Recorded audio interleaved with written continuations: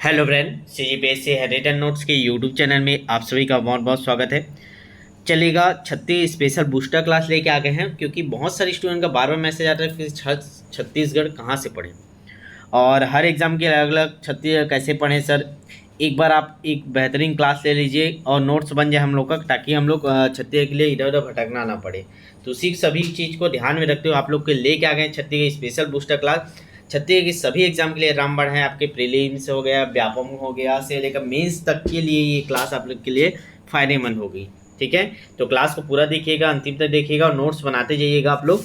ठीक है, ये सभी एग्जाम के लिए काम आएगा, ध्यान रखिएगा। एक बार आप छत्तीसगढ़ पढ़ लिए तो आपको कहीं और से भटकना नहीं पड़ेगा। ठीक है, अब पूरा कोशिश करेंगे यूट्यूब के माध्यम से ये पूरा जो सेशन स्टार्ट कर रहे हैं छत्तीस स्पेशल बूस्टर क्लास, उसको कंप्लीट करने का। ठीक है, तो आप लोग भी साथ दीजिएगा, सहयोग दीजिएगा, सभी ग्रुप में इसको शेयर कर दीजिएगा, अच्छा लगेगा क्लास तो।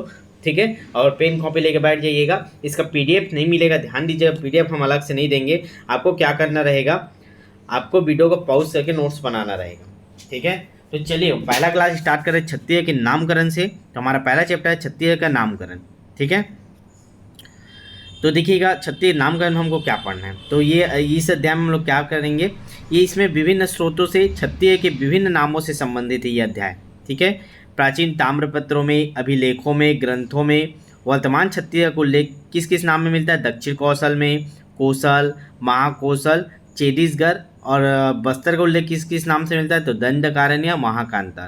तो इन रूपों में किया गया है, तो इन्हीं को डिटेल में देखेंगे हम लोग। किन किन के बारे में देखेंगे, दक्षिण कौशल, कौशल, महाकौशल, छत्तीसगढ़। छत्तीसगढ़ को इन चार नाम से जाना जाता है, तो इन चारों नामों के बारे में देखेंगे। बस्तर का उल्लेख दंडकारण्य, महाकांता के रूप में देखेंगे, कहाँ उल्लेख हुआ है, कैसे हुआ है, कहाँ से क्वेश्चन आते हैं, नए क्वेश्चन सभी प्रकार के इसमें कवर होंगे। तो सबसे पहले हम लोग देखते हैं दक्षिण कौशल के बारे में देखेंगे। तो ध्यान से सुनिएगा, समझिएगा और नोट्स बनाइएगा, पूरा डिटेल में है ये। ठीक है, देखिए प्राचीन समय में इस क्षेत्र का नाम दक्षिण कौशल था। तो सबसे पहला हम लोग लेकर चल रहे हैं दक्षिण कौशल। तो कहाँ से आया, तो देखिए कोसलाखंड नामक ग्रंथ से। अब ये नया क्वेश्चन बन जाएगा PSC में, कोसलाखंड नामक ग्रंथ से क्या उल्लेख है या दक्षिण कौशल का उल्लेख किस ग्रंथ में किया गया है। चार ऑप्शन देगा, कोसलाखंड, छत्तीसगढ़ खंड, ऐसे करके चार ऑप्शन दे देगा। तो नया क्वेश्चन यहीं से बनते, कुछ नया नहीं रहता। आप लोग थ्योरी थोड़ा सा अच्छे से पढ़ा करें ताकि हर एग्जाम में काम आए। तो कोसलाखंड नामक ग्रंथ, ये नया टर्म्स याद रखिएगा। कोसलाखंड नामक ग्रंथ से ज्ञात होता है कि विंध्य पर्वत के दक्षिण में नागपट्टम, ठीक है, जो नागपुर बोलते हैं उसको नागपट्टम बोलते थे पहले, नागपट्टम के आसपास कौशल नामक शक्तिशाली राजा का नाम था कौशल, शासन करता था। इसके नाम पर ही इस क्षेत्र का नाम कौशल पड़ा था। ठीक है, लेकिन ये दक्षिण में था इसलिए इसको दक्षिण कौशल कहा जाता था। आगे चलकर इस वंश में भानुमंत नाम का शासक हुआ, जिसकी पुत्री कौशल्या का विवाह अयोध्या के राजा दशरथ से हुआ। ये वाला आपको सभी पढ़ते हो कि भानुमंत की पुत्री कौशल्या थी, उसका विवाह राजा दशरथ से हुआ। चूँकि भानुमंत का क्या है, कोई पुत्र नहीं था, केवल एक पुत्री थी कौशल्या। तो जो इसका राजपाट हो गया, ये क्षेत्र हो गया, वो दशरथ को मिल गया। अब राम ने अपने वनवास काल का अधिकांश समय छत्तीसगढ़ में व्यतीत किया था, इसीलिए क्योंकि वो उसी के क्षेत्र में आता था हमारा जो छत्तीसगढ़। वाल्मीकि कृत प्राचीन ग्रंथ रामायण में, देखिए रामायण में उत्तर कौशल और दक्षिण कौशल का उल्लेख किया गया है। ठीक है, तो रामायण में उत्तर कौशल और दक्षिण कौशल का उल्लेख किया गया है। ठीक है, राम के पश्चात उत्तर कौशल जो संभवतः सरयू तट पर स्थित है। तो उत्तर कौशल कहाँ है, सरयू तट में, जिसको उत्तर प्रदेश बोलते हैं। ठीक है, वो लव को प्राप्त हो गया। और हमारा जो दक्षिण कौशल है वो विंध्याचल पर्वत के श्रेणी के दक्षिण में स्थित हो गया, जो कुश को मिला था। तो लव को मिला उत्तर प्रदेश, उत्तर कौशल, और कुश को क्या मिला, दक्षिण कौशल। ठीक है, जो हमारा छत्तीसगढ़ है। ठीक है, तो ये यहाँ से एक जानकारी मिला उत्तर कौशल दक्षिण कौशल के बारे में, रामायण में है ना, रामायण में। ठीक है, तो दो चीज़ पढ़े, क्या क्या पढ़े हम लोग, एक पढ़े कोसलाखंड में है, दूसरा है हमारा रामायण में है। ठीक है, रामायण में यही कहानी है, भानुमंत की पुत्री कौशल्या, उनका विवाह राजा दशरथ से हुआ। ठीक है, राजा दशरथ, फिर भानुमंत की जो पुत्री कौशल्या थी, बस उसके कोई पुत्र नहीं थे, राजा दशरथ को मिल गया।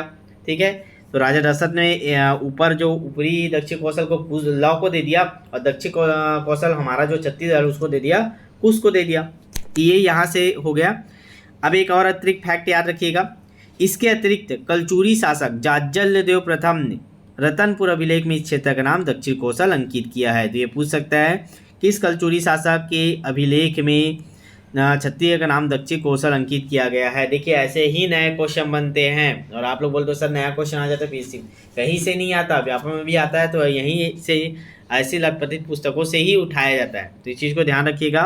नोट्स में इसको अलग से पॉइंट बना के रखिएगा कि कलचुरी शासक जाज्जलदेव प्रथम ने रतनपुर अभिलेख में इस क्षेत्रग्राम दक्षिण कौशल अंकित किया है। ठीक है, आपके टेस्ट सीरीज में भी ये क्वेश्चन मैं शामिल करूंगा ही करूंगा कि किस कलचुरी शासक ने अपने अभिलेख में इस क्षेत्रग्राम दक्षिण कौशल अंकित किया है।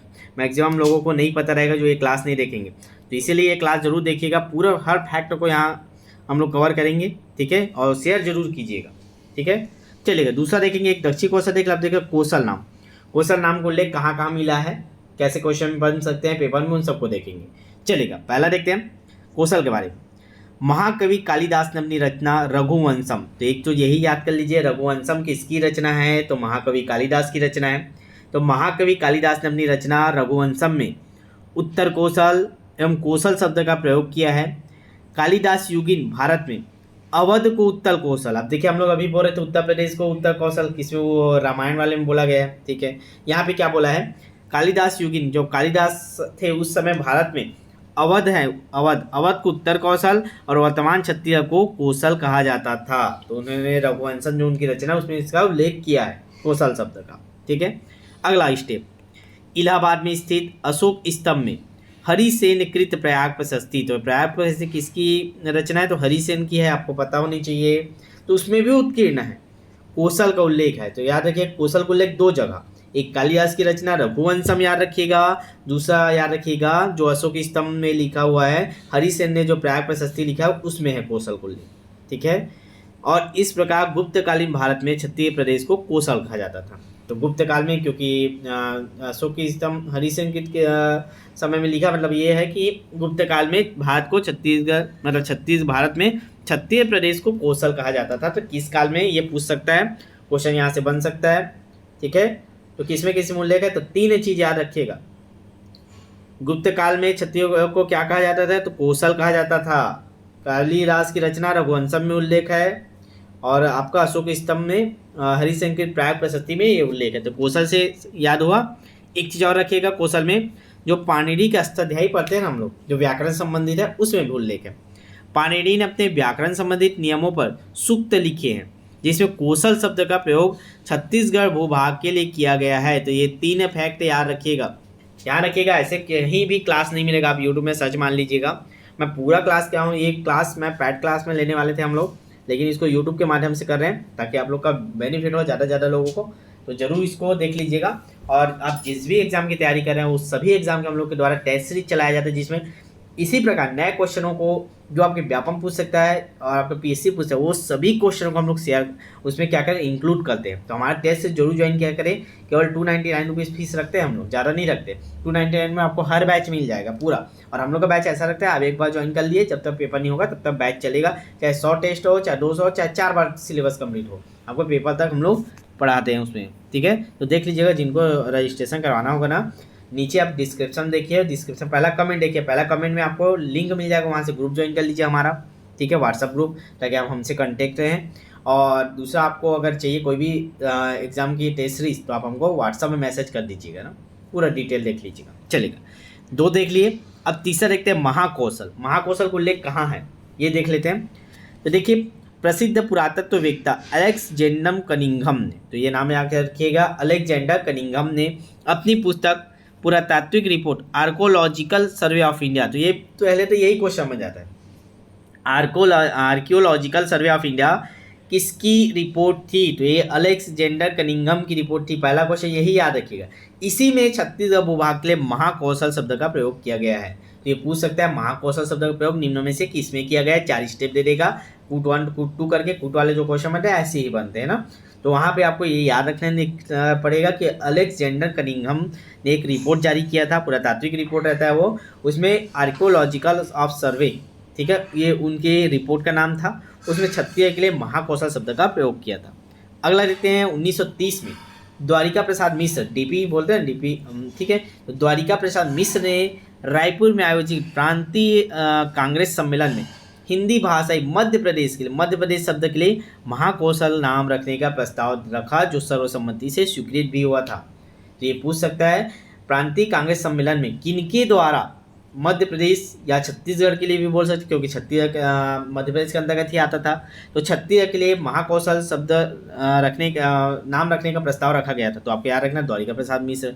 कब रखा गया था? तो 1930। कहाँ रखा गया था? तो प्रांतीय कांग्रेस सम्मेलन। ये सारे क्वेश्चन बनते हैं, स्टेप बाय स्टेप आपको मैं बता रहा हूँ। हर क्वेश्चन का आप चाहे तो क्वेश्चन फॉर्म में नोट कर लीजिए या इसी प्रकार नोट्स बना लीजिए, ताकि हर एग्जाम के लिए आपको छत्तीसगढ़ कहीं और से भटकना ना पड़े। इसके बाद केवल ऑब्जेक्टिव सॉल्व कीजिए, हमारा टेस्ट सीरीज ज्वाइन कीजिए, स्पेशल छत्तीस स्पेशल टेस्ट सीरीज ज्वाइन कीजिए। ठीक है, हर एग्जाम से पहले, प्रीलिम्स के पहले चलता है छत्तीस स्पेशल टेस्ट सीरीज।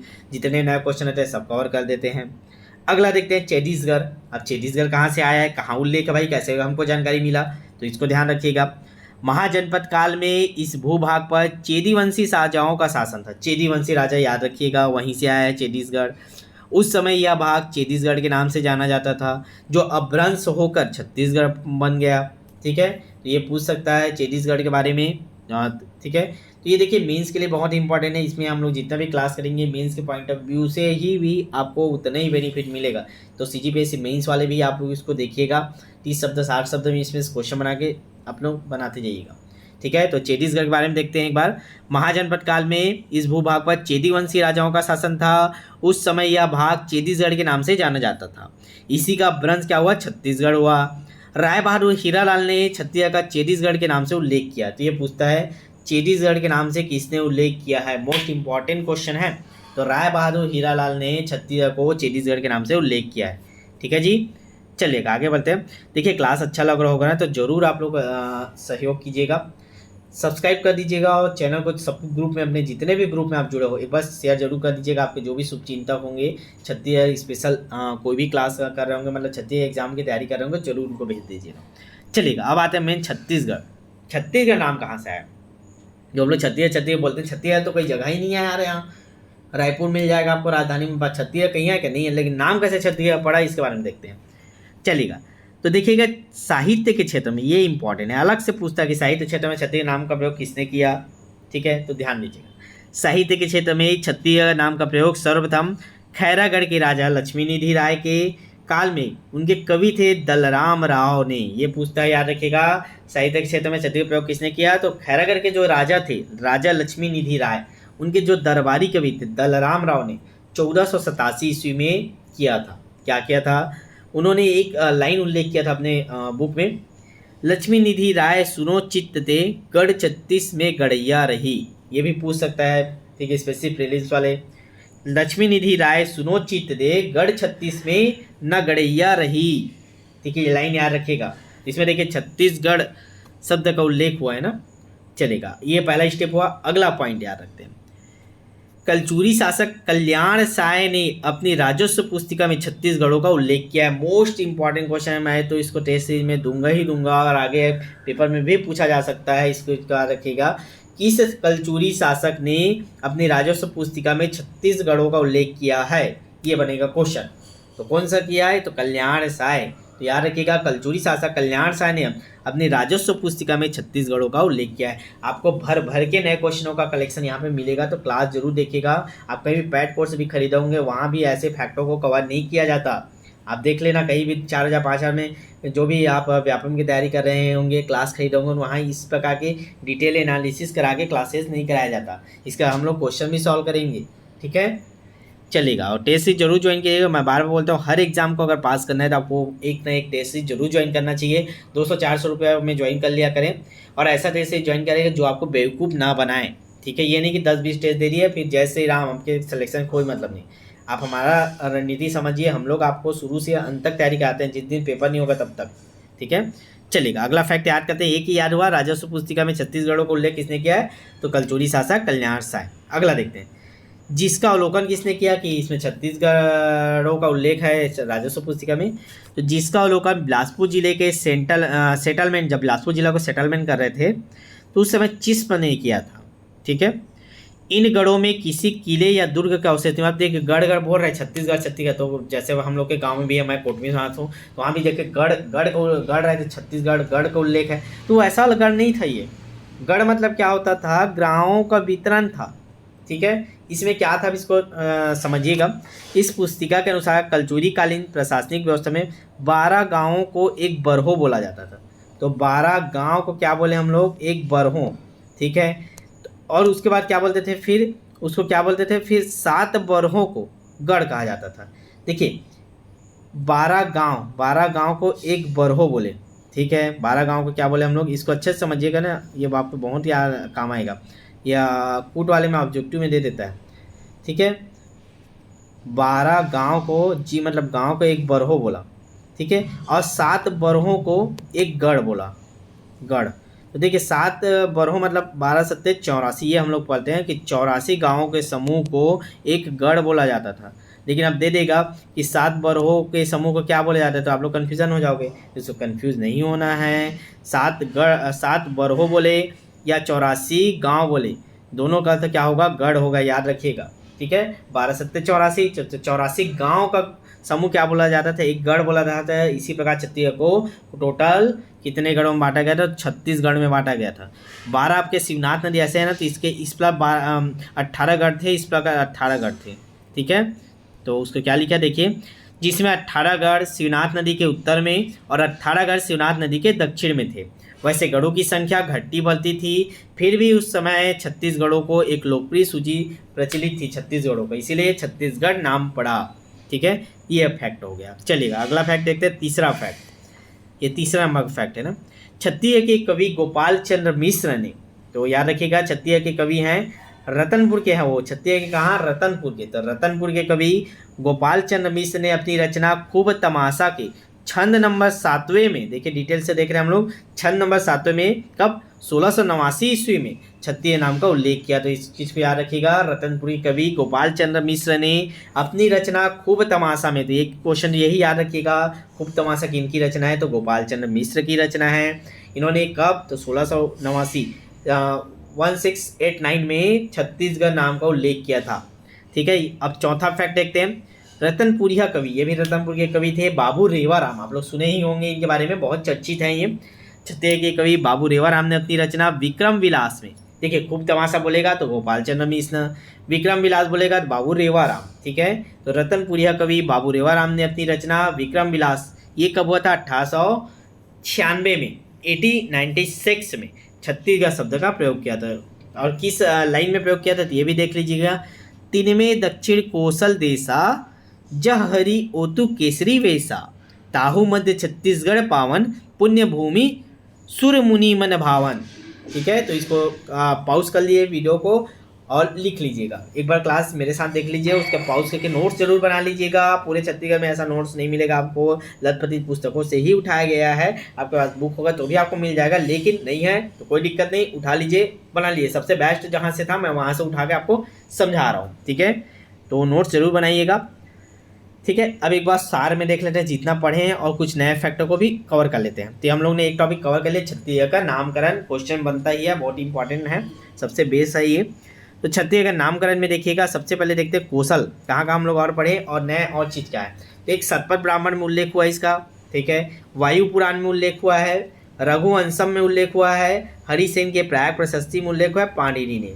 तो ये 2 2 4 5 चीज़ याद रखिएगा कौशल के लिए, सतपथ ब्राह्मण, वायु पुराण, रघुवंशम किसकी रचना थी, कालिदास की, पढ़े हैं ना, हरिसेन की प्रयाग प्रशस्ति, पाणिनि के जो व्याकरण में उल्लेख किया। तो ये 5 प्रकार याद रखिएगा कौशल के लिए, ठीक है। अब देखते हैं छत्तीसगढ़ किसमें किसमें हम लोग पढ़े। तो एक तो साहित्य के रूप में यूज़ किए थे दलपत राव ने 15वीं शताब्दी में, ठीक है। दूसरा कल्याण साय ने यूज़ किया है, छत्तीसगढ़ों का उल्लेख किया था नाम। फिर तीसरा खूब तमाशा ने गोपाल चंद्र जी का, फिर विक्रम विलास बाबू रेवाराम का। तो ये 5 चीज़ इसमें भी याद, 4 चीज़ याद रखें, दलपत राम, कल्याण साय, खूब तमाशा, विक्रम विलास, इन्होंने छत्तीसगढ़ का उल्लेख किया है, ठीक है। चलिएगा आगे देखते हैं छत्तीसगढ़, ठीक है। तो ये छत्तीसगढ़ किसमें किसमें उल्लेख है, तो महाजनपद काल में उसका उल्लेख किया गया है, और राय बहादुर हीरालाल ने इसका उल्लेख किया है, वेगलर ने उल्लेख किया है, टालेमी ने उल्लेख किया है। तो छत्तीसगढ़ और अन्य नाम से किसने किसने उल्लेख किया, तो महाजनपद का राय बहादुर हीरालाल, वेगलर, टालेमी, ठीक है। 2 और देख लेते हैं, दक्षिण कौशल का उल्लेख, तो देखिए रामायण में हुआ है, पढ़ के आ चुके हैं हम लोग, उत्तर कौशल दक्षिण कौशल, ठीक है। उत्तर लव को मिला, दक्षिण कुश को मिला, पढ़े ना भी। बृहद संहिता में उल्लेख है, सुखलाल पांडे की रचना में उल्लेख है, रतनपुर अभिलेख में उल्लेख है। तो ये 4 चीज़ें याद रखिएगा दक्षिण कौशल के लिए। अंतिम देखते हैं महाकौशल। तो कनिंघम ने उल्लेख किया 1771 में, और द्वारिका प्रसाद मिश्र में 1930 में जो रायपुर का प्रांतीय सम्मेलन हुआ था, अभी आपको डिटेल बता दिया, वहाँ उल्लेख है। ठीक है, तो आज की क्लास इतना ही। क्लास अच्छा लगा होगा तो जरूर शेयर कीजिएगा, हर ग्रुप में शेयर कर दीजिएगा। 36 स्पेशल क्लास पूरा मैं कोशिश करूंगा इस जो सेशन है हमारा पूरा कंप्लीट हम आपको पूरा करा पाएँ। ठीक है, बहुत अच्छे तरीके से पूरा आपका नोट्स बन जाए। बेहतरीन तरीके से नोट्स बनाने के साथ साथ आपको मैं बहुत अच्छे तरीके से समझा दूँ कि क्वेश्चन कैसे बनते हैं, क्वेश्चन कैसे बन सकते हैं। तो ये मेरा सबसे अपना 100% दूंगा, यहाँ पे सबसे अच्छा प्रयास रहेगा। तो अब आप लोग से उम्मीद करता हूँ इसको क्लास को दबा के शेयर कीजिए, क्योंकि व्यू आना बहुत जरूरी है। व्यू आता है तो एक मोटिवेशन मिलता है कि हमारे जो क्लास है वो बच्चों को बेनिफिट मिल रहा है, उनको फ़ायदा मिल रहा है। और आप लोग यूट्यूब में सर्च मार लीजिए, कहीं भी छत्तीसगढ़ का ऐसा बूस्टर क्लास आपको नहीं मिलेगा जहाँ नए क्वेश्चनों को कवर कर आपको बिल्कुल न्यू फ्री ऑफ कॉस्ट बोल सकते हैं, निःशुल्क पूरा कंप्लीट क्लास आपको यहाँ कराया जा रहा है। ठीक है, तो आज पहली क्लास थी, लगातार इसको कवर करेंगे हम लोग। ठीक है, और टाइमिंग आपको व्हाट्सअप बैच में मिल जाएगा। तो व्हाट्सअप में नीचे जुड़ने के लिए आप लोग नीचे कमेंट में देखिए लिंक है, वहाँ से जुड़ जाइएगा। ठीक है, और आप अपने ग्रुप में शेयर कर दीजिएगा। ठीक है, और जिस भी एग्जाम की तैयारी कर रहे हैं नीचे आपको डिटेल मिलेगा अभी, उसमें देख लीजिएगा। आप अगर इन एग्जाम की तैयारी कर रहे हैं तो जरूर जुड़ जाइए। और कोई भी एग्जाम की आप तैयारी कर रहे हैं तो हमको व्हाट्सअप मैसेज कर, सर इस एग्जाम की मैं तैयारी कर रहा हूँ, इसका टेस्ट सीरीज मेरे को प्रोवाइड कर दीजिए। केवल 200-300 रुपये लेते हैं हम लोग। अब पूरा जब तक पेपर नहीं होगा तब तक आपको पूरा ठेका ले लेते हैं हम लोग कि आपको कंटिन्यूटी बना के रखेंगे। ये सबसे बेस्ट क्वालिटी हम लोग का पूरे छत्तीसगढ़ में आपको चैलेंज करता हूँ। आज मैं चैलेंज, आज की डेट में डेट देख लीजिएगा, आप जब भी क्लास देख रहे हो, आज की डेट में आपको चैलेंज है, कहीं भी कोई भी कोचिंग इंस्टीट्यूट, बड़े बड़े नामी इंस्टीट्यूट है, बिलासपुर, रायपुर, खोद दीजिए, कोई आपका ठेका लेके कोचिंग क्लास नहीं कराता। हम लोग आपको पूरा ठेका लेकर, आज से आप जुड़ेंगे तो आज से लेकर जब तक आपका पेपर नहीं होगा कंटिन्यू आपका सिलेबस कवर कराएंगे, कंटिन्यू आपका टेस्ट होगा, आपको एक भी दिन नहीं छोड़ेंगे। ठीक है, कोई लिमिट नहीं रहता। तो मिलते हैं नेक्स्ट क्लास में, तब तक ऑल द बेस्ट। ठीक है, और शेयर कर दीजिएगा, बस इतना ही विनती है आप लोग से। अच्छा लगा हो क्लास, कमेंट करके जरूर बताइए, कमेंट जरूर डालिएगा। ठीक है, चलेगा।